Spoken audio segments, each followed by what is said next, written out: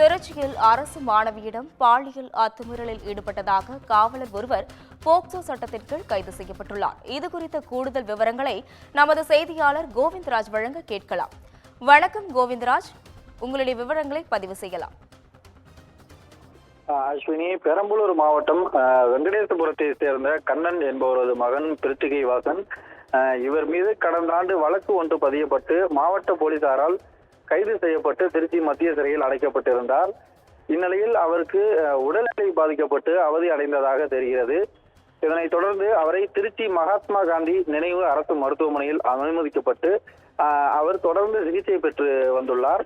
இந்நிலையில் பெரம்பலூர் காவல் நிலையத்தில் காவலராக பணியாற்றி வரும் இளம் ராஜா என்பவர் சிகிச்சை பெற்று வரும் பிருத்திகை வாசனுக்கு கண்காணிப்பு பணியில் ஈடுபடுவதற்காக கண்காணிப்பு காவலர் பணியில் அமர்த்தப்பட்டு இருக்கிறார்.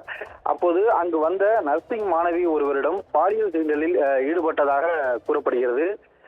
இது குறித்து அந்த நர்சிங் மாணவி கொடுத்த புகாரின் அடிப்படையில் திருச்சி ஸ்ரீரங்கம் அனைத்து மகளிர் காவல் நிலைய போலீசார் வழக்கு பதிவு செய்து இளம் ராஜா மீது போஸ்கோ வழக்கு பதிவு செய்து அவரை கைது செய்துள்ளனர்.